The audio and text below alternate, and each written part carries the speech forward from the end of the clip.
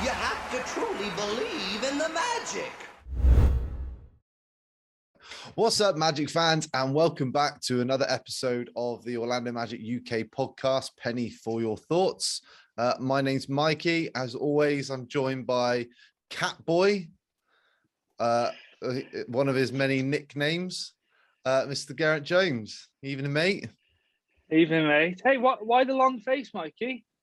What's that? Anything to do with losing a horse?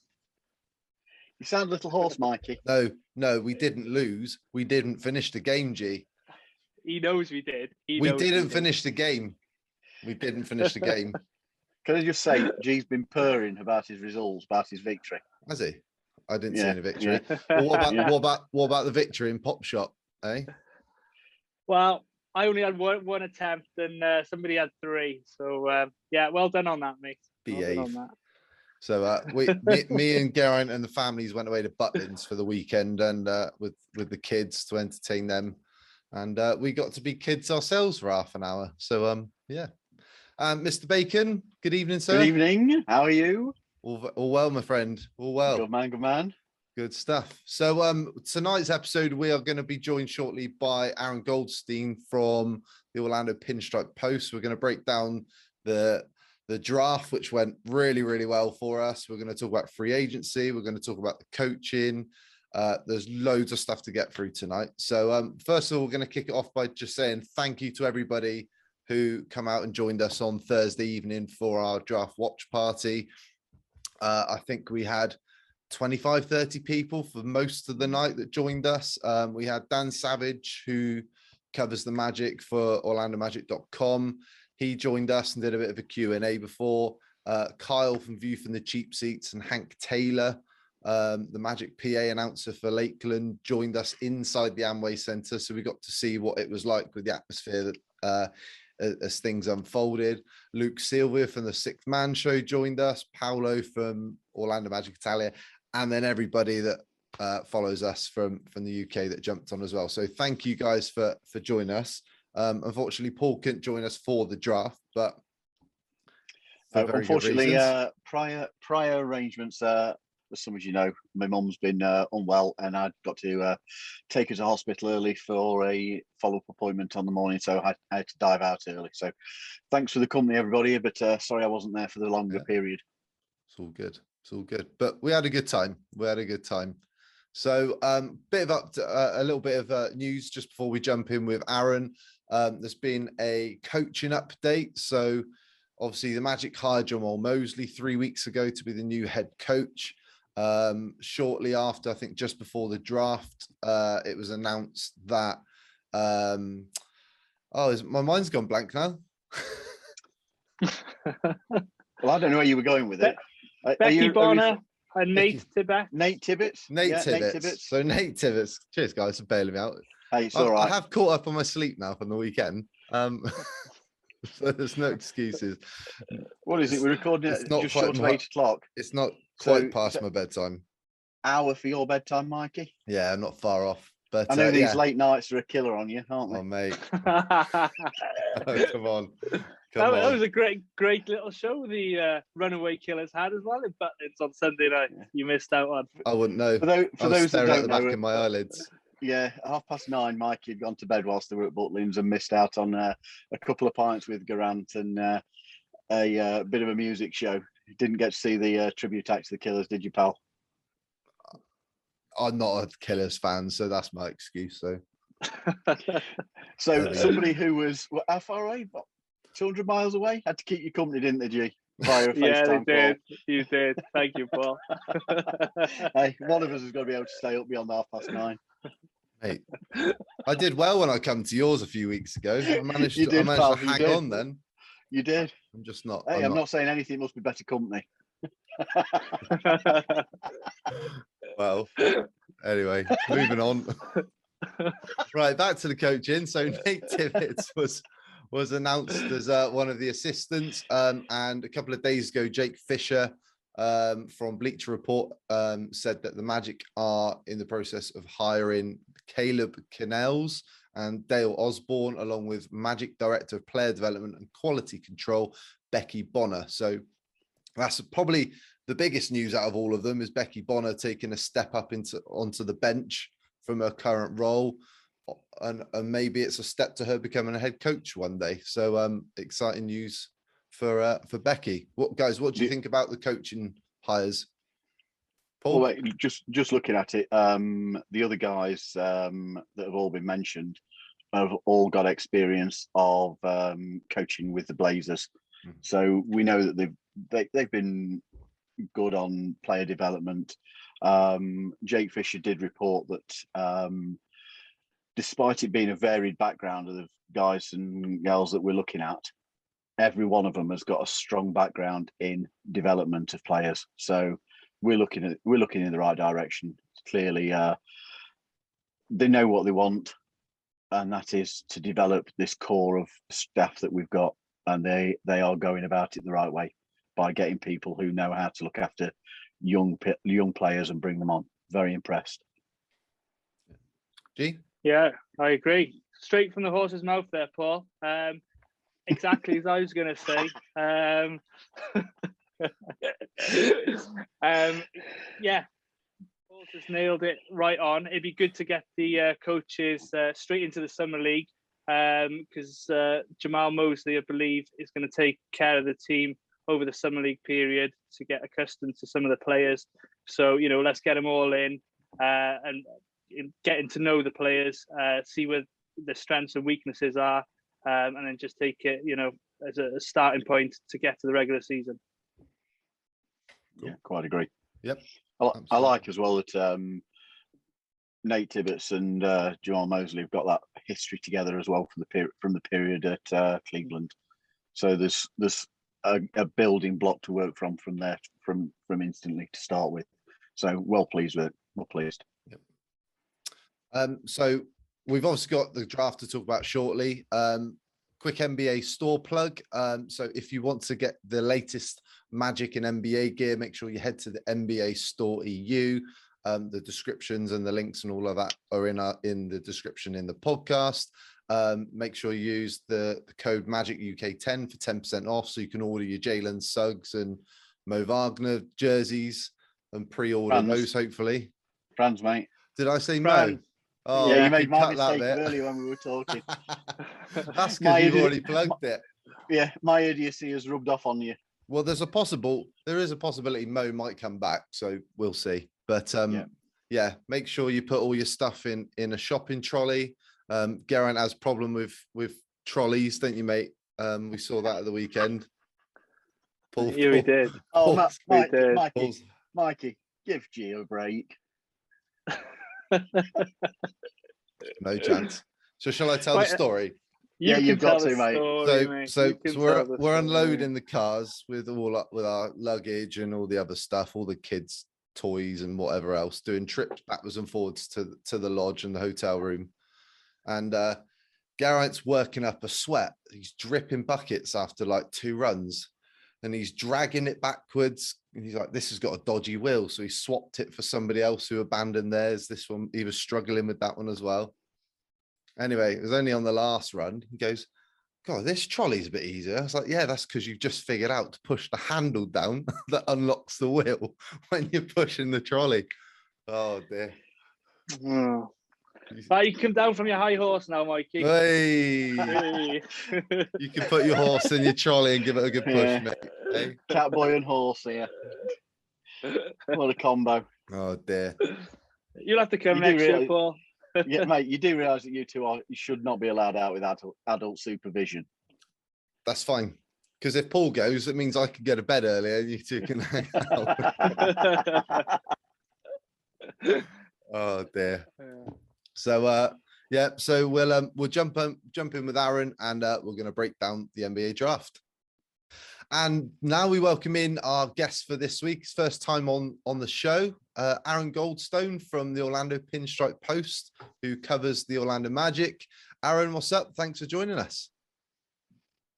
Good afternoon or good evening, guys. Mikey and G and Paul, thank you so much for having me. I've admired your show over there in the UK from afar, and I'm really honored that you guys reached out and had me on. So I'm excited to be on here and talk Magic basketball on such a exciting time for fans with so many young players.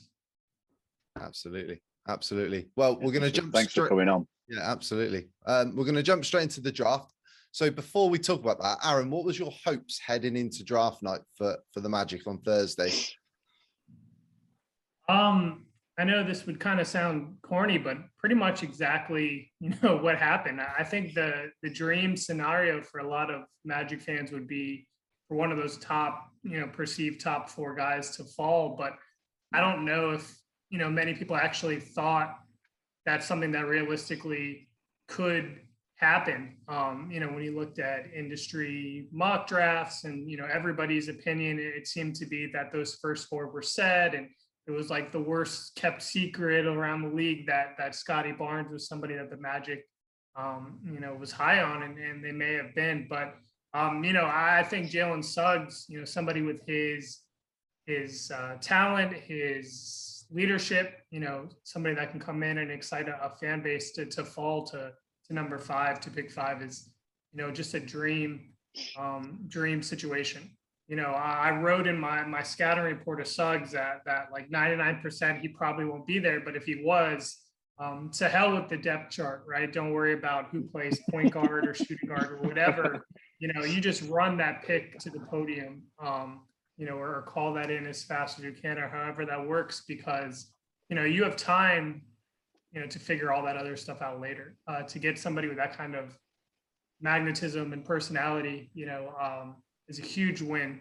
For the Magic. And, I may have been a little bit off of everybody else's view on what the Magic should have done with 8, but I think Wagner, made perfect sense for the type of player the Magic value and for what, they need on the roster. I also really like Moses Moody. I was high on him as well, but, this was a home run draft. This was a home run draft for the Magic. And, I don't think they could have come away from last Thursday looking any stronger. You look at all the people around the NBA and the media and how much praise the organization, received for what they were able to do. It's exciting times. Besides that second round pick that they traded away again, but that's that's just nitpicking there a little bit. You weren't a fan of that either, G, were you? I wasn't. No, pick at 33 is quite valuable in my eyes. You can get someone who's projected possibly in the first round that slips and snag them. And I think it was an opportunity to perhaps get a two-way kind of a player. Instead, we get the usual cash in a future second round that we'll probably trade again in a couple of years to 2030. So I'm agreeing with you, Aaron. So just to recap the moves that the Magic made on Thursday. So we all the top of the draft all went the way we all expected. We saw Cade Cunningham go number 1 to the Detroit Pistons. We saw Green go to 2 to Houston, and then we saw Evan Mobley go 3 to Cleveland. At 4 was the point where it was a bit of a pivotal moment to see which way the Magic might go. Obviously, the Raptors shocked us all, taking Scotty Barnes 4th overall. I don't know if you saw, Aaron, we had our watch party via Zoom with 25, 30 other Magic fans on Thursday night, and we all had the same somewhat delayed reaction because of our feeds. We're all sort of a few seconds in front or behind. But when it was announced that Barnes was going 4th, I think we were all jumping for joy after that. It was something we were all super stoked about. So Suggs was there at 5. The Magic took Suggs. He's actually, I don't know if you guys know, he's the cousin of 7-time Pro Bowl Baltimore Ravens linebacker Terrell Suggs, so he's a 6'4" point guard.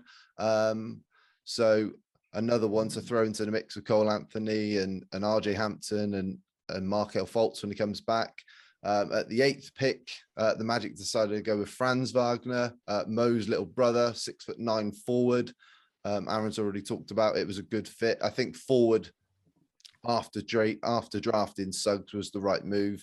And then the last move, the Magic drafted Jason Preston with the 33rd pick, but traded his rights to the Clippers for cash considerations and a second round pick, which I believe is the 2026 Detroit pick. So it's another one they've passed forward. So Paul, I'm going to ask you first because your reactions were the next day. Yep. So what did you think when we saw the news when Suggs went 5? I was shocked. And Aaron's actually already said the word that I would use to express how I felt about it. It felt like a win. It just felt like a win for us. Somebody who was expected to be top 4, who'd been top 4 all along, came down to us, and we got a player who, let's be fair, is potentially going to be an exceptional backcourt player. You know, everything you read about him, everything you see about him, describes his athletic ability, that he's a floor general, exceptional passing ability, cool and calm in possession, tenacious defense, and tough as they come. You know, let's hope we can develop his shooting, which I've read is said to be erratic. Sometimes it's fantastic, other times it's a little less so. You know, it was amazing to get. You know, for me, I would still have gone with Moses Moody at the 8, personally, because I think we need some shooting. However, that being said, looking at the details about Frank Wagner, it becomes clear why we've took him. You know, he's supposed to excel defensively. His instincts are said to be really good on offensive plays. And again, he's got great court vision, you know, so it makes perfect sense. I was really pleased to see it. Really pleased to see it. It just felt the thing. I know I said I wouldn't have gone with Wagner, but when we had Josh Cohen on, he was really quite big on Wagner when he was talking about and doing the scouting. He was really quite up on him. So clearly, you've got to go with trusting the front office, and they know what they're after. Yeah. And they've said that this was their guy, so great. I'll trust them. The other player he was very high on was Ziaire Williams, who ended up going 10th, which even now still seems like a massive reach. Aaron, how surprised were you the way we all know what we've already talked about Suggs and what he's going to bring when it comes to that 8th pick and the picks that shook out around him? So the Magic obviously passed on Davion Mitchell, James Bouknight, Moses Moody. Some of those guys really slipped down. How surprised were you with some of those moves on draft night? Yeah, you know, certainly surprised. You know, I've got to be honest. There have been times in my life where it's been more relaxing to just kind of sit back in the living room on the couch and watch the draft. But, you know, this time around, it was the first time in years that, you know, fans were allowed back in Amway Center and the media was allowed back in Amway as well. It's been since, when was the last time I covered the draft at Amway? I guess that would have been maybe the Chuma draft in 2019, or maybe it was the Bamba draft in 18. But so when I'm covering the draft there, you know, there's different, you know, there's moving parts after the Magic make their pick. You know, Jeff Weltman comes down and talks to us. This year, Coach Mosley came down to talk to us. And so while that's going on, you're obviously giving them your full attention. They're right there in front of you. And so the draft is kind of happening and you're kind of checking your phones, you know, on the corner, you know, out of the corner of your eye. I also went out to the floor at Amway to kind of film the fan reaction when Suggs was picked, because from what I understand, it was kind of a cool moment with the fans that were there, that then the news broke that Toronto was taking Scotty Barnes, and you know, everybody, you know, the excitement and the energy just built. And by the time I walked out there, you know, the pick was being made and people were just going berserk, crazy. Not as many people, you know, at Amway as I thought there would be, but the people that were there were just so excited and so loud and stuff like that. So I didn't really see after that a whole lot play out, like Bouknight slipping, or, I mean, I guess the Magic were close to in a dilemma if they pick Kuminga maybe at 8. You know, he was one spot away from falling, and that certainly would have been an interesting decision because, as you guys know, you know, he was talked about for so long at 5. But you know, the only guy that I think really I was surprised that the Magic passed on was Moody. He's got that Central Florida connection, going to high school at Montverde in Central Florida for 2 years. And he just, to me, seemed exactly like the type of player that's missing from this roster. There's a little bit of carryover, I guess, and redundancy with Wagner. He's a great player. He does a lot of the same stuff that Jonathan Isaac does. He does a lot of the same stuff that Chuma Kiki does. But that true, like 6'6", 6'7", floor spacing, 3-and-D wing, which I think Moses Moody profiles, perfectly as, is not really on the roster long term. They've got a lot of guards. They've got a lot of bigs. I think he would have fit, but they obviously, like Paul just said, they're the experts, right? They obviously saw the upside and the ceiling with Wagner. Great defensive player, just brilliant, intelligent player. And he's not going to hurt you. He's not the guy that's going to make the highlights for scoring 25 points a game or pulling down 10 rebounds a game. But he's the kind of player that you see when you watch the playoffs. All these teams have a Franz Wagner. He's not going to turn the ball over. He's going to move the ball. He's going to pass a little bit, rebound a little bit, defend a little bit. And hopefully if his shot continues to progress, that's a really good, solid rotational pick. I think Cole Anthony might have preferred James Bouknight because they go way back from AAU and stuff. And I know he was, he was pretty active on Twitter. But, our young guys, they rally around each other. You saw Cole. Did you guys see Cole at draft night? He was there. And he was so supportive. RJ and Wendell were on the floor at Amway, and they were really supportive. And so it's a really interesting, young group. I know I got off topic there a little bit, but things did play out around 8 off the radar, right? I mean, Josh Primo and Zaire Williams, those are guys I did not think would be lottery picks. Well, on your end, what did you guys think as it was playing out as that 8th pick, got a little bit closer? Who did you think the Magic were going to go with? For me, a bit like what all you guys have said, Wagner wasn't the guy I was expecting. And if you watch the watch party back, there was a little bit of disappointment amongst the UK crowd, if we're being perfectly honest. Bouknight was probably my preference, but like you said, Moody, Mitchell, there was a plethora of players that we could have, picked and who'd come in and make an impact for us. But like you guys have also said, Wagner seems to fit the mold of what we require, almost in like that Hedo Turkoglu kind of style, crafty European, understands spacing well, cutting. So it'd be interesting to put him on the floor with a Markel Fultz, who can see those passes, the easy buckets that that can be had. So in light of all the other players, Wagner was probably the right pick in terms of position for us, in my opinion.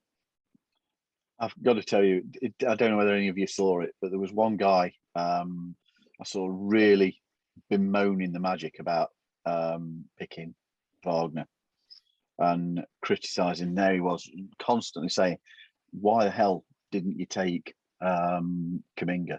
Why didn't you take Kuminga? Why didn't you take Kuminga? And eventually somebody went on and put, dude, Steve Kerr had took him to go before. How can we do that? And it just, you could see that this guy, this keyboard warrior just went, shan't bother then. He'd really been really going at the team for not taking Kuminga at 8. Yeah, he went at 7, mate. It's an interesting draft for the Warriors as well, wasn't it? And you think they ended up with Kuminga and Moody, which was 2 of the players that we thought we were probably going to have our eye on. I'm the same. That was who I said. Yeah, that's when we were asked around on draft night who we thought we were taking. They were the 2 I thought we were taking. Yeah. But I'm the same as Aaron. You guys know I wanted Moses Moody with that 8th pick. It didn't happen, but like I said, trust the front office. They absolutely they know what they do, and they know how to put a roster together. We've already made our first signing, which we'll talk about shortly. There was plenty of options. I mean, there was players there that you thought maybe like Alperen Sengun, who went 16th. That might have been another option. But I think with Wendell and Mo at the 5, he might not have had the playing time that they would have wanted the first year players to have got. Yeah, I think it shook out how we wanted. Like I said, the initial reaction when it was announced was a bit of, oh, but I think once we see him put on the court and playing with this group, because this group already seems like they've got a lot of chemistry. They've got there's some really good characters in the locker room that are going to mesh well together. And I think we're going to see a really fun group play together. I do think that the eighth pick was one. Sorry, Aaron, go on. Sorry, I didn't mean to jump in there. Before cool. I forgot, a point that Jeeb, made where he said he was relatively surprised with Franz. Kind of interesting story. The potential draft picks do like Zoom media opportunities on Monday and Tuesday prior to the draft, and they line them up all day long for 20-minute slots or whatever. And I was kind of listening in, but doing other things. And when it was Franz's turn, one of the questions that a lot of these prospects got was, who did you work out for? Which teams did you visit? Which teams did you work out for? And he was adamant, even before the recording started, I'm not going to answer who I worked out for. And that was different. I think Wagner and Evan Mobley were the only two that did that said, I'm not going to disclose, per my agent, who I worked out for. And it was kind of a given, I think, that he had received a silent promise or a promise, whatever you want to call it, from somebody inside the top 10. And, a lot of people thought that was Sacramento at 9. That's where they had Franz going. But sorry about that.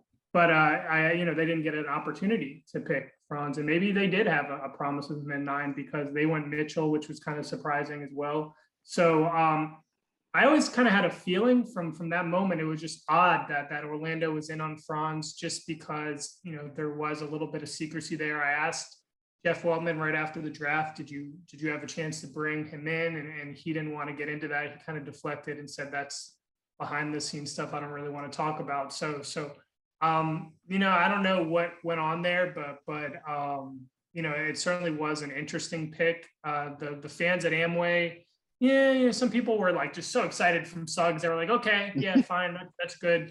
And some others were just like, I kind of wanted Moody.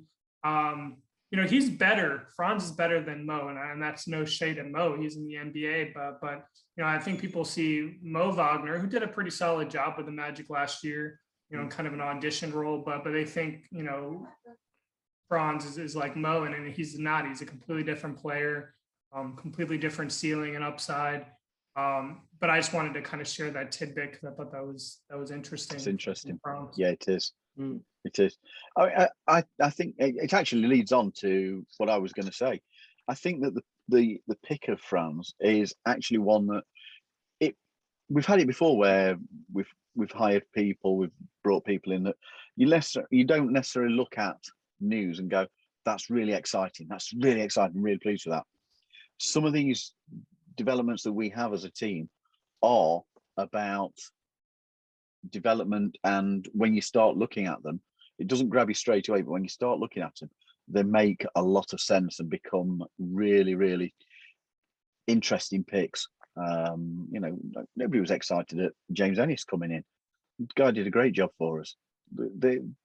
This front office know what they're doing. I'm more than happy to go with their knowledge, their experience, and their vision, and see where it goes. Give the guy a chance on the court. Definitely. So, Aaron, how would you grade the Magic's draft? Well, I did a kind of a next day piece where I did grade the draft. Suggs, A+, obviously. I mean, they're really, I think all 5 of us could have made that same pick, right? There wasn't really a lot of drama once he fell, but they didn't overthink it and they took Suggs, so that's an A+.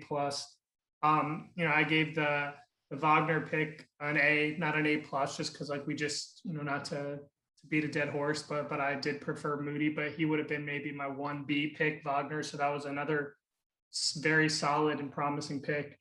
I gave their overall draft an A- because of that 33rd pick. That's what, 3 years out of 5, 4 years out of 3 years out of 5 that this front office has kind of punted on second round picks. And I don't want to overreact. Second round picks, they don't have a pretty high hit rate, but like you said, G, at 33, unless you're picking at 31 or 32, at 33, you're not going to get better value in the second round, and you're going to get a guy that is there on the board that probably should have been a first round pick. And the Magic have Lakeland. The whole point, I thought of bringing that G League team Lakeland to Central Florida is to be able to shuttle players, back and forth and build a program.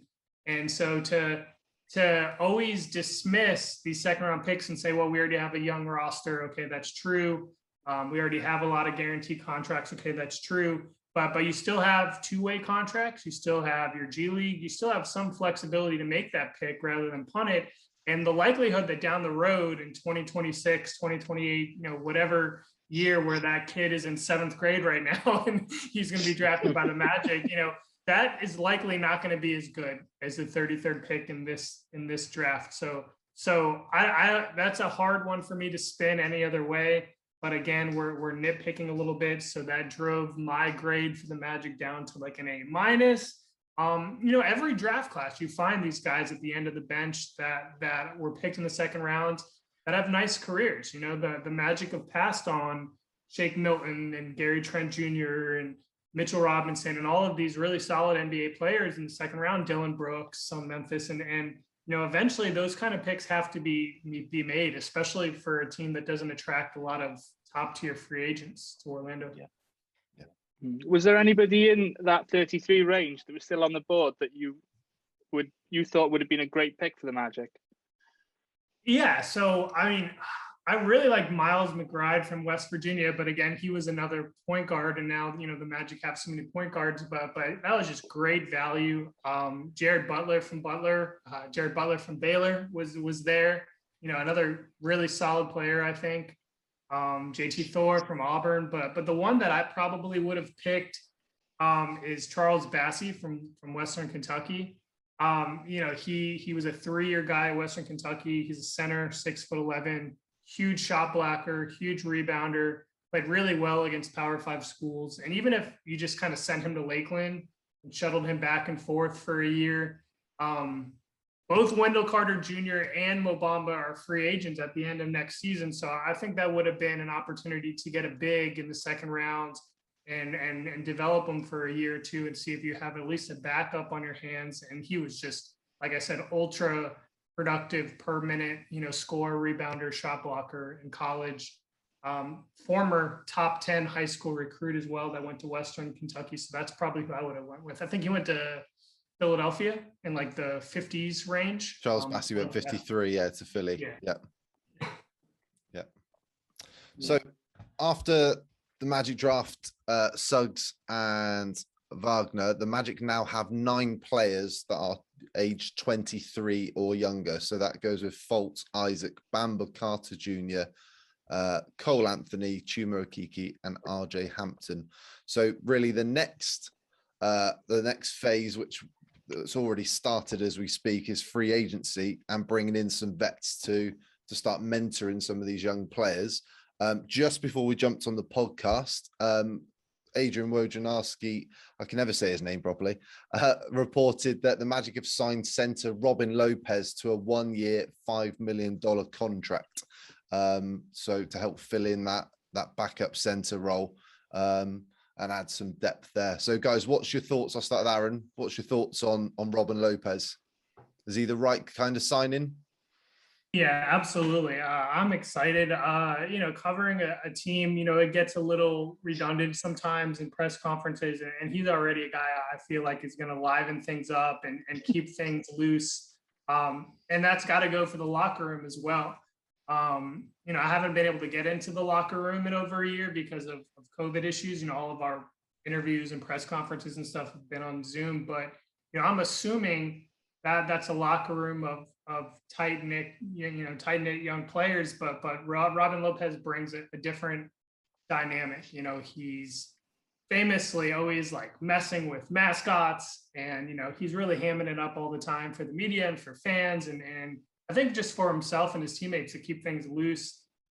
He's a pretty good player. He's a perfect fit, I think, Mikey, because he could play in a pinch, because it's not like Mo or Wendell Carter Jr. haven't had injury problems in the past. So he could play in a pinch, and he's perfectly fine doing that. I mean, he had a nice year for the Wizards last year, but he's also somebody that can kind of just be that veteran presence behind the scenes. If he's not playing, I don't think that's going to change his approach. He's somebody you could flip at the trade deadline, because I believe it's just a 1-year deal pretty easily. You can flip and get something for him. And, he loves Walt Disney World and being in Orlando. So I think it's a win-win, for everybody. Do you think? Yes. Sorry, G. I was just going to say, do you see him possibly making Mo and Wendell earn their minutes more, or do you just think he's going to be the end of the bench sort of veteran? How do you see the Magic using him? I don't know. I mean, I don't know exactly. I don't know what Coach Mosley's approach is going to be as far as that delicate balance between young guys and veterans, and who, is going to get what. I mean, obviously with a new coaching regime, you're going to want everybody to earn their minutes and things like that. But they've also been talking a lot in the organization about alignment and everybody being on the same page. So I'm going to think that means, give all the young players a chance. But whether it's his hook shot or whether it's, position in the paint or on the block, there's a lot that Robin Lopez can provide Mo and Wendell Carter Jr. either on the floor, by modeling or just in practice, by teaching. And so if I had to guess, I would say he's probably the third center, but he's perfectly, capable of competing with Mo for those backup minutes.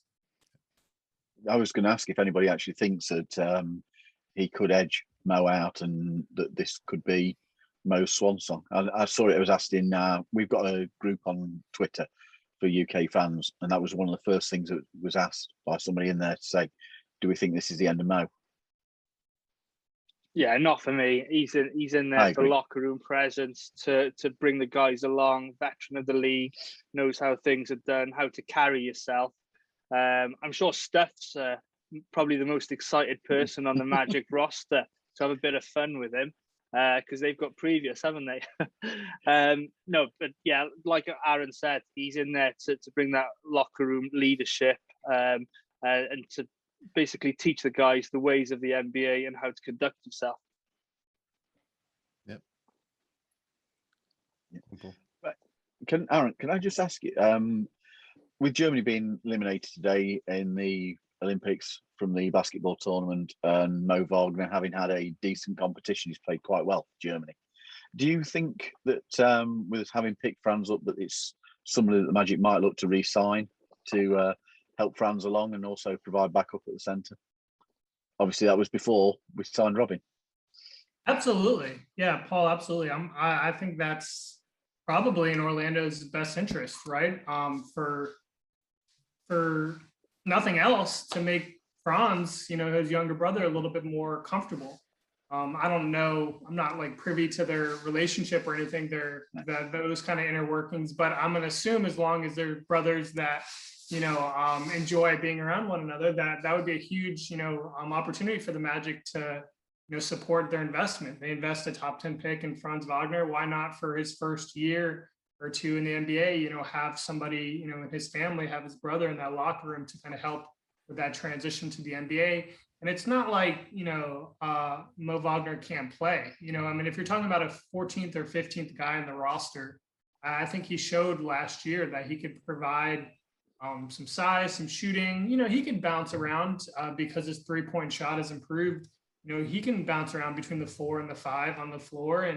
And so, remember, Jonathan Isaac, we're all assuming he's going to be able to come back and be, the JI of old, but I'm not sure he's, cleared for full contact or anything close to that yet.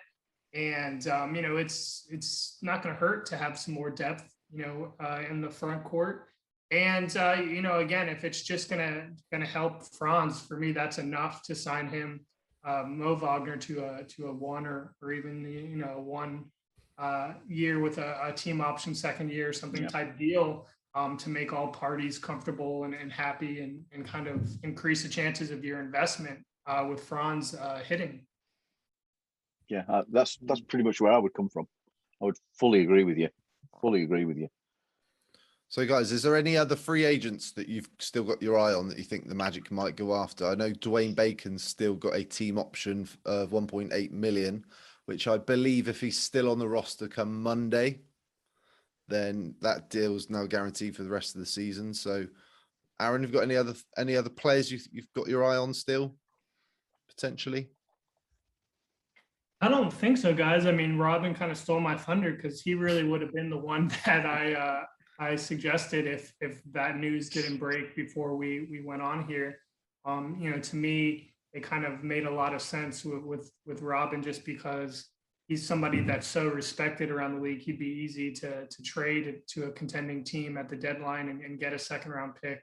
Back to the second round pick, get some sort of asset for, but also, that valuable, modeling and teaching. So besides that, it's so hard to answer, Mikey, because you don't know. It's a two-way street, right? So you could say the Magic needs to sign veterans, which of course they do, right? They've got such a young team, but you don't know from the veterans' point of view, who's willing to come to a team that clearly is rebuilding and nobody's going to say the quiet part out loud. Nobody's going to say they don't want to win because, of course, professionals want to win. But, what type of veteran is going to voluntarily come to a situation where you have 25, you've got 9 25-year-olds and, you're a long way away from competing. Everybody at that stage of their career, I looked at the lists, the Jared Dudleys, the Wesley Matthews, the Rudy Gays, like those people at those kind of stage of their career, JJ Redick, mid-30s, late 30s, Paul Millsap, they want to latch on with a winner, of course. They want to latch on with a team that's going to make the playoffs and contend for a championship. And so that's not who Orlando is right now. It's not the worst place in the world to live, right? With weather and, with all sorts of family amenities. But it's hard to predict who the Magic should get because it's hard to predict what veterans out there would want to actually come to the situation the Magic are in, which is a nice future situation, but presently for somebody in their mid to late 30s, maybe not the best situation.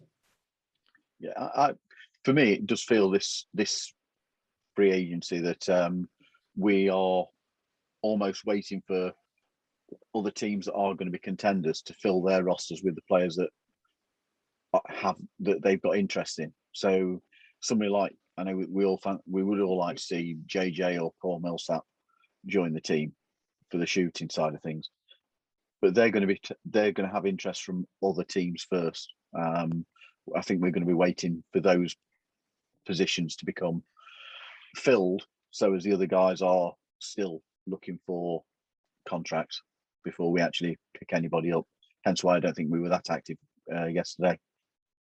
And it's also finding that balance of players that aren't going to take playing time away from the young core as well, isn't it? So this year we've got Summer League returning, something we didn't have last year because of the plague, pandemic, COVID, whatever you want to call it. So Summer League returns next week. I believe it's on Monday, the 8th, that it tips off in Las Vegas. The Magic are going to be one of the teams that fly out there. Yesterday, they announced that Cole Anthony, RJ Hampton, Jalen, Suggs, and Franz Wagner will all be part of the Magic Summer League roster, which I believe has 20 players on it. We've also got Ignas Brazdeikis, who was part of the Magic roster towards the end of last season. He's going to be involved.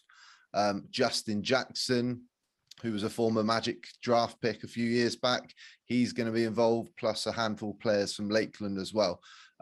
So the Magic's it's the 9th of August against Golden State, which is a 1 a.m. tip-off over here.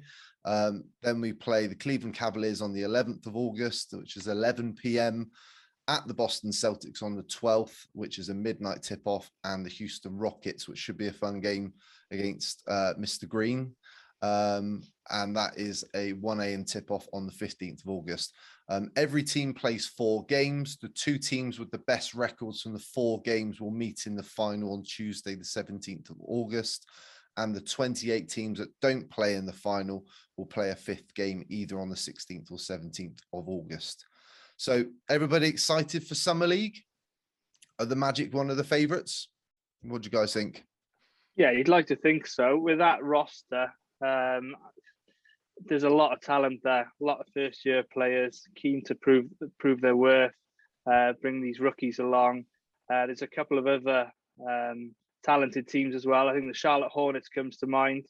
I don't know if LaMelo's going to play, but they've got a couple of good rookies as well. So you'd like to think, get the coaching staff in, like I mentioned earlier, hit the ground running, get these players accustomed to the new playbooks, the new play sets that the coach wants to play, and get them out there. Like you said earlier, I really love that Jamal Mosley is going to be taking control of the team for the early part of the tournament, just to get that little bit of an in with some of the young players. I think that's fantastic. One guy that I do think is interesting in our lineup is Giannis Timmer. I don't know, I've probably mispronounced his name, as usual. But he's been playing. He's played for the Latvian national team. He's played in various European leagues. We've had him on we've had the rights to him since 2015. And 29-year-old, very tough defensive wing player. So he could be interesting. That could be an interesting opportunity to see what he can do. Actually bringing somebody in that we've had the rights to for quite some time, but never brought in. Yeah. Aaron, how important, so forget Jalen, Suggs and Wagner for a second. How important is Summer League for Cole Anthony and RJ Hampton this season? Because that's something they both missed out on last year. Yeah, absolutely. For all rookies last year that missed out on Summer League and had kind of a truncated, abbreviated training camp.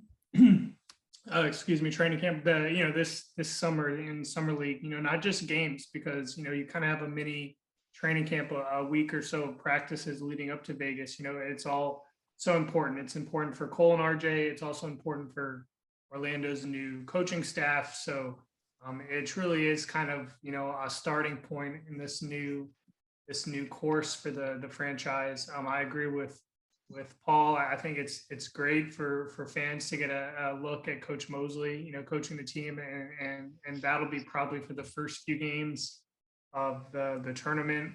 The Magic don't always keep some of their top guys in Summer League the entire time. So I wouldn't be surprised if Cole or even Cole and RJ just play a game or two and then that's it. They've pulled Victor Oladipo and they've pulled Aaron Gordon and they've pulled Mo Bamba in the past, but just going through practice and being on the floor, getting used to playing with Jalen, Suggs and with Franz and that kind of stuff. It's going to be big. Not only did those guys, Cole and RJ, not get a training camp last year, not get a Summer League, but, RJ was acquired in the middle of the season. And so there was very little practice time, involved.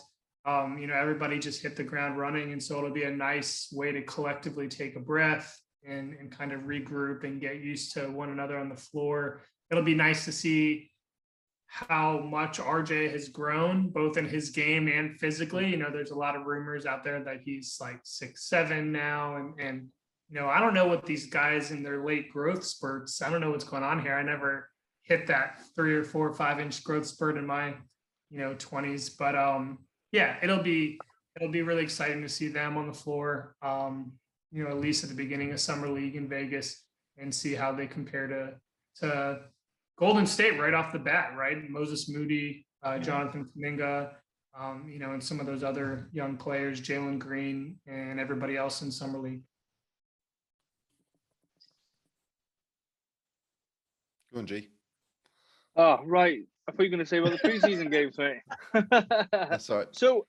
So, Aaron, how do you see the Magic guard rotation at the beginning of next season with the addition of Suggs, to the returning Cole Anthony, RJ Hampton, Michael Carter-Williams, and a healthy Markelle Fultz? How do you see it panning out?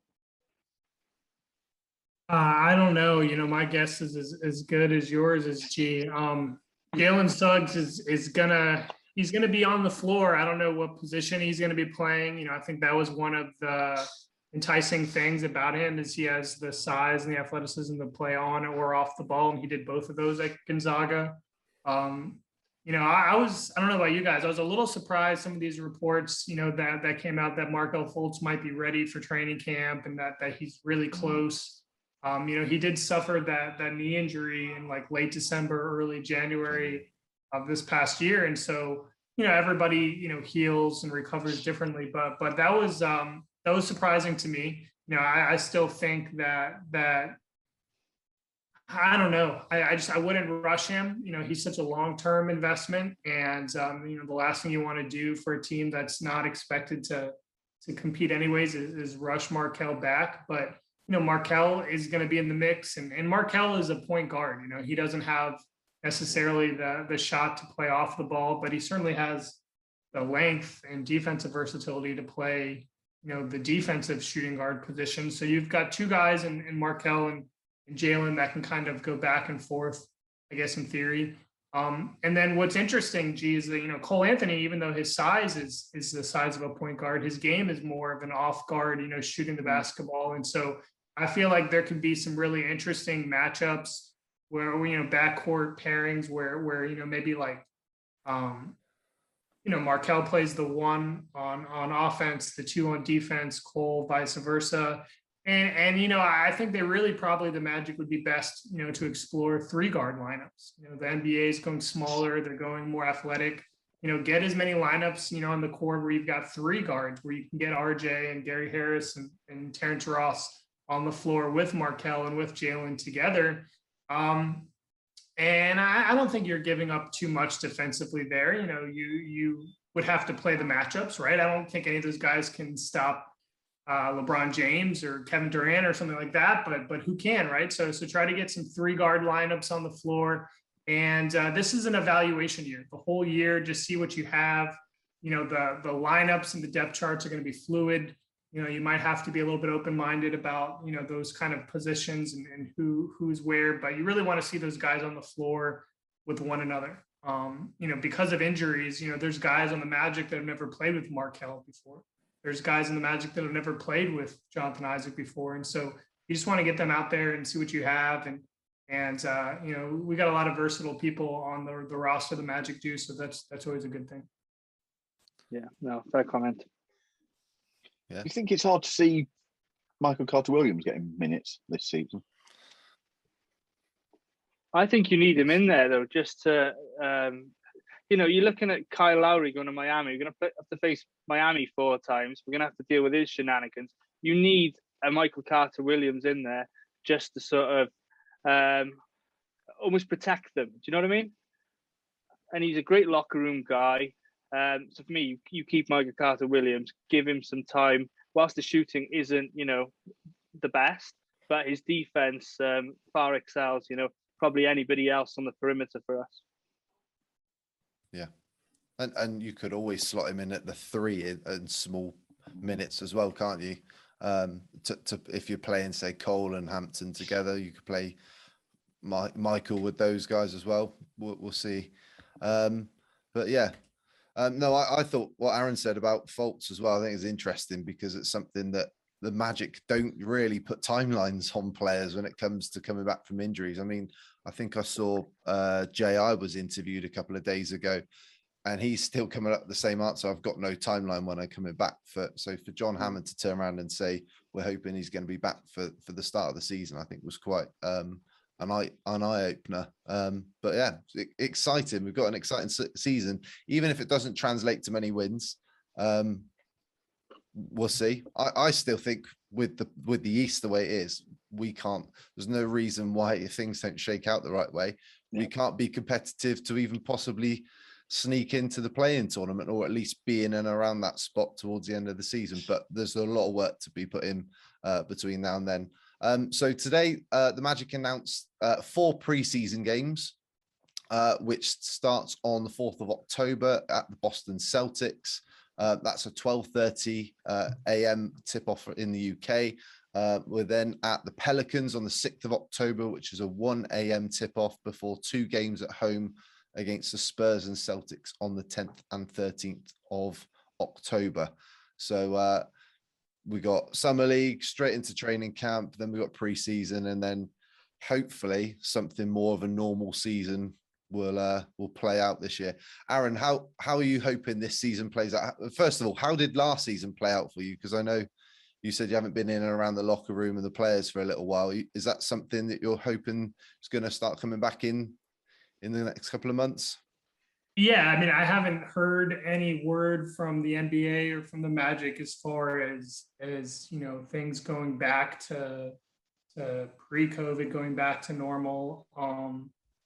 Unfortunately in Central Florida, COVID, infection rates are kind of going back up, and that trend that, we all were enjoying, that trend down for a little while is kind of reversed this summer. And so I don't know, it's just so hard for any of us to predict what, the world's going to look like by the time even, the next NBA season rolls around. For the last, well, I mean, obviously in the bubble, at Disney, I had no access. None of us did, other than Zoom, meetings. This past year, I was able to cover games at Amway live. I just couldn't go in the locker room or in the interview room where coaches hold meetings. Everything was still on Zoom. I live in Daytona Beach, so that's about an hour from Orlando. So, depending on what I had going on, there were some games I went to and covered live. There were some games I just kind of covered from home, because I could, I could just watch and tune into the press briefings on Zoom. So I haven't heard, honestly, any different, as far as returning back to normal. I think the NBA is probably, very much in kind of a wait and see, mode of where, things are going to be at next season. I would certainly love to get back to normal, but the league's got to protect players and coaches, and so locker room access and those kind of things, it's still very much to be determined. I don't know if you guys can hear that. We're having some work done at our house. Sorry, there's like a drill or something going on back there. I've been like the worst guest. My daughters were like in the background. Somebody rang the doorbell. My phone rang. But I got to ask you guys while I'm thinking.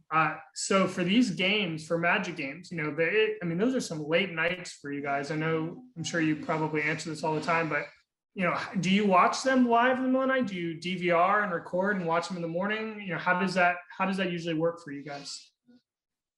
Usually NBA League Pass, so we get the chance to either watch it live. I'm not one for staying up, as these two know. I like my beauty sleep, so I usually get up early before work, 5 o'clock the next morning, and watch the games on replay on League Pass before heading off to work for the day. But I can't go to work not knowing the score and having to wait to the end of the day to then watch a game. So otherwise you're 24 hours behind, and then the next game's on, and but that's usually how it works out for me. Yeah, but it all depends, really, doesn't it? If it's an East Coast game, we're quite lucky with the Magic that the 7 Eastern tips are a midnight tip, so you can get a game and you can get to bed by 2:30. But if it gets any later Central Time or any West Coast trip, you kind of think, right, that's one for tomorrow morning, and wait for the game to appear on League Pass there. But there's a hardcore bunch that really stay up for every game in our UK Magic community group, and West games. West games. And to them, it doesn't matter where the game is, what time it tips off. They will stay up and watch the whole thing. Incredible dedication some of the guys have got. I'm not that person. I have to be honest. Particularly last season,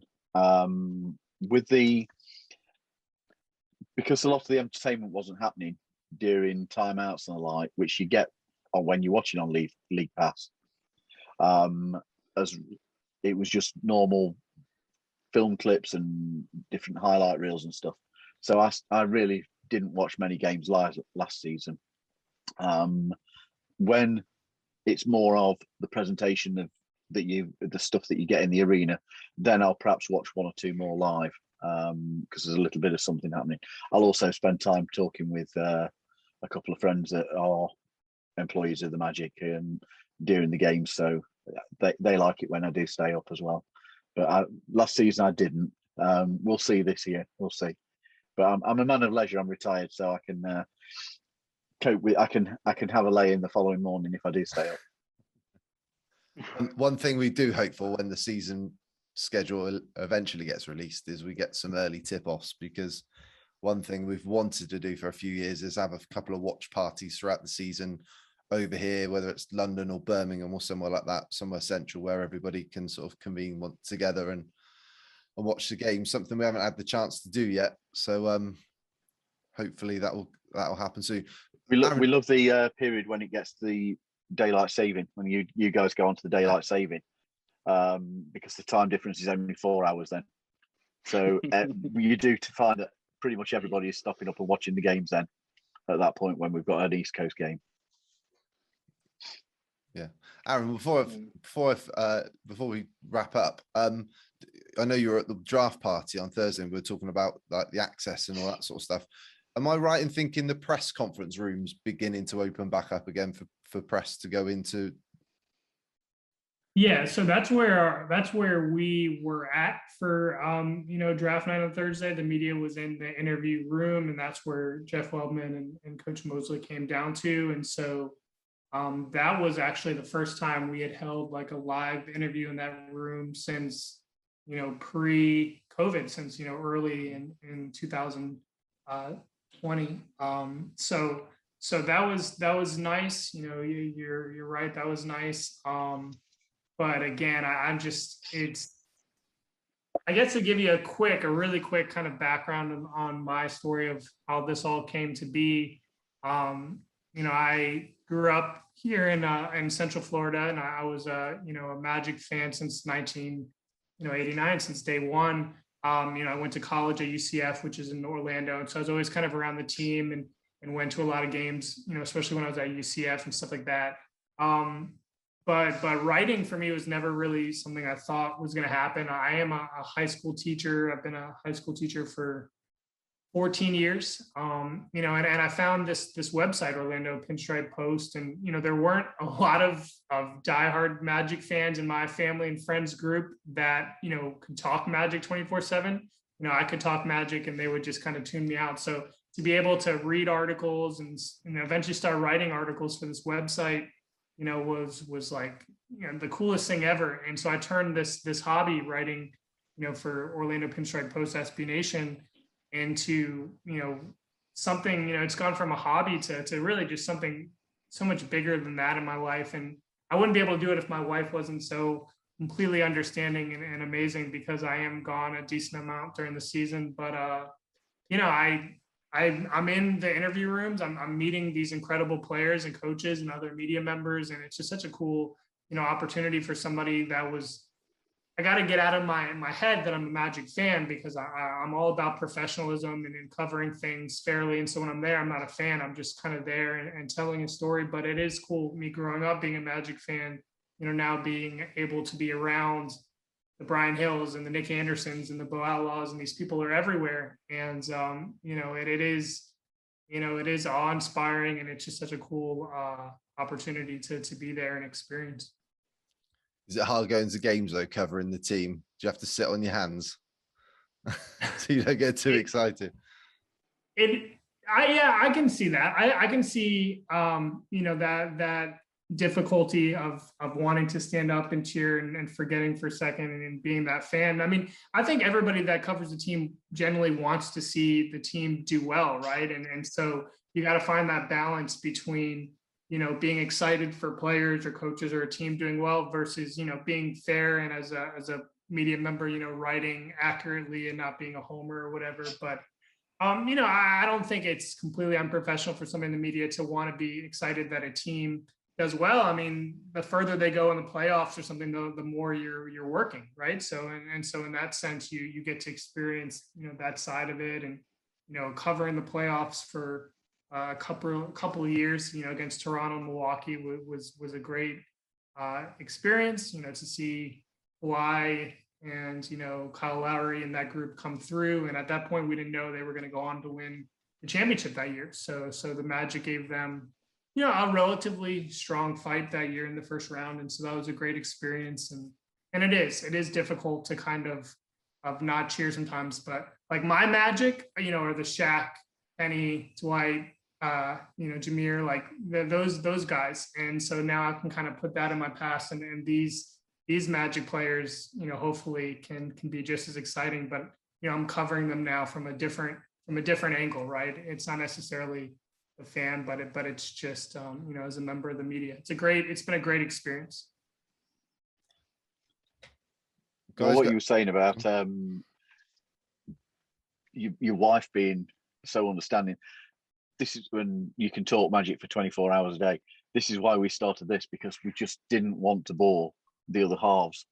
Because hey, we will talk Magic ad infinitum, and the wives do get a little bit fed up about it at times. But even though they are all fans, they are all into it. They do come to the games with us. And I don't know if Joe and Amy were the same. Thursday night when I went to bed, Becky's looked at her phone to make sure what sort of mood I'm going to be in before we get in, because you either throw yourself in a strop or slide in happily, or it's all good. It's all good. But Aaron, thank you for coming on. We really appreciate your time and sharing some of your wisdom and insight into some of these Magic players and what we got going forwards. I think it's going to be a much more exciting season. I think the Magic are on the right path now. I think we'd all agree with that. And we're hopefully recording our next episode on Saturday. We sort of crammed everything in tonight because we were away. Me and Garrett were away at the weekend, so we've had some catching up to do with all the stuff that's been going on since last week. But if for the latest news, make sure you go to Facebook, Instagram, and Twitter, and follow us at Orlando Magic UK. Subscribe to the podcast on Apple, Google, Spotify, and YouTube by searching Penny for Your Thoughts, and visit our website orlandomagicuk.com. So until next week, guys, go Magic.